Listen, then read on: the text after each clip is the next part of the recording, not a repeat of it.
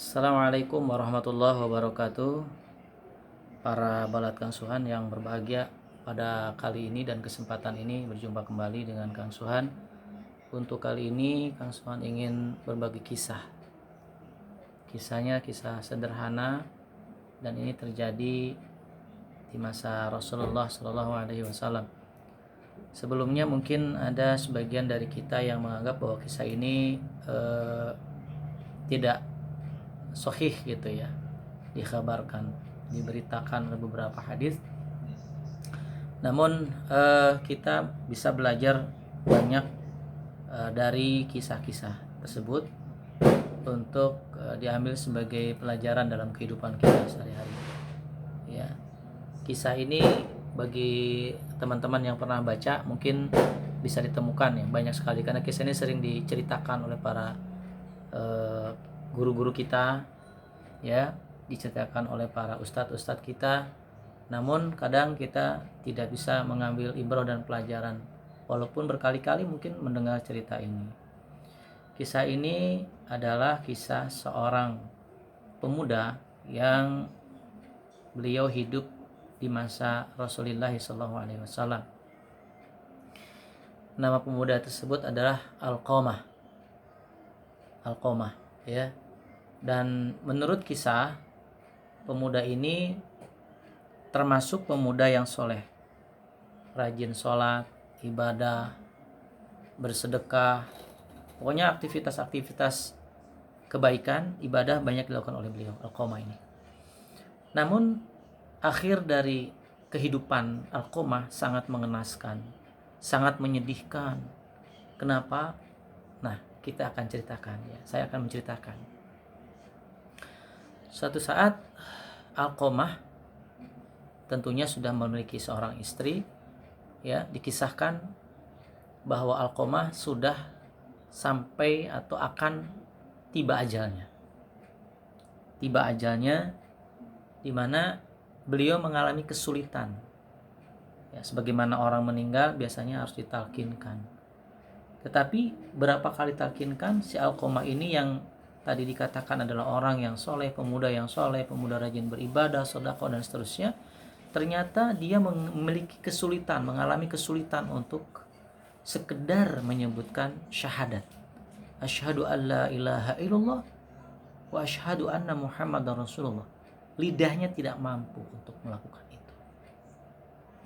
Kemudian sampailah berita ini kepada Rasulullah bahwa terjadi atau ada di antara anak muda atau ada seorang anak muda yang mengalami kesulitan untuk ditalkinkan untuk mengucapkan syahadat.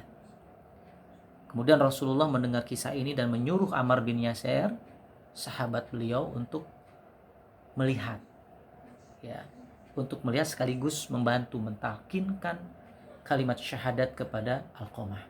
Tapi apa yang terjadi?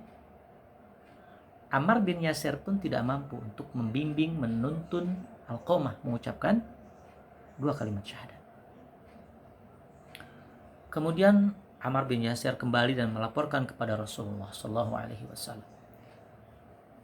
apa yang terjadi dan dialami oleh Ammar bin Yasir yang tidak mampu membimbing Alqamah untuk mengucapkan dua kalimat syahadat di akhir hayatnya.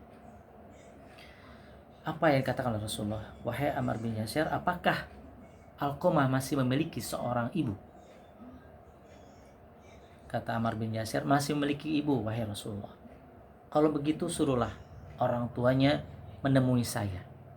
Atau kalau mereka atau ibu tadi tidak mampu untuk menemui saya, maka saya akan menemui ibu tersebut.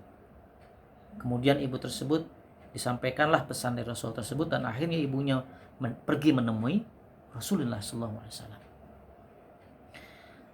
Ketika sampai, wahai Rasulullah, apa gerangan yang menyebabkan aku diminta untuk hadir kepada beliau, kepadamu? Kata ibunya Alqamah. Dan kata Rasulullah, wahai ibu dari Alqamah, apa sebenarnya yang terjadi sampai anakmu Alqamah untuk mengucapkan dua kalimat syahadat saja tidak mampu lisannya, padahal dia sedang berada di ujung hayatnya, di ujung kehidupannya, sakaratul maut. Jangan berbohong denganku, kata Rasulullah kepada ibu Alqamah. Akhirnya ibu Alqamah menceritakan semua sebab musabab kenapa Alqamah seperti itu. Dan akhirnya ibu tadi bercerita bahwa aku sakit hati ya Rasulullah. Aku sakit hati ya Rasulullah. Karena Alqamah lebih mengutamakan istrinya ketimbang aku. Alqamah lebih mengutamakan istrinya ketimbang aku, ibunya telah melahirkan, membesarkan. Kemudian Rasulullah meminta, dan aku tidak akan memaafkan, kata ibunya, kesalahan yang telah dilakukan oleh Alqamah kepadaku, dan aku tidak akan memaafkan. Kata Rasulullah, wahai ibu, kalau demikian oke. Kalau ibu tidak mau memaafkan kesalahan dari Alqamah, maka aku akan melakukan sesuatu. Karena aku tidak ingin Alqamah disiksa nanti di akhirat dengan siksaan yang kekal Allah Subhanahu wa taala. Apa gerangannya Rasul yang akan kau lakukan? Kata ibunya Alqamah, bertanya kepada Rasulullah. Akhirnya Rasul menjawab dan memanggil Bilal bin Rabah, sahabat Nabi. Wahai Bilal, siapkan kayu bakar. Siapkan kayu bakar. Untuk apa ya Rasulullah? Bilal bertanya. Daripada Alqamah nanti disiksa di akhirat oleh Allah Subhanahu wa taala dengan sekekal-kekalnya, maka bakarlah dia. Mendengar perintah Rasul kepada Bilal bin Rabah untuk membakar Alqamah, maka dengan seketika hati dari orang tua Alqamah luluh. Ya Rasulullah, jangan kau bakar anakku. Sejahat-jahatnya dia tetap adalah anakku ya Rasulullah. Baik ibu, kalau ibu tidak mau anaknya dibakar untuk supaya dia tidak mengalami kesulitan dalam ajalnya, maka ampunilah dia.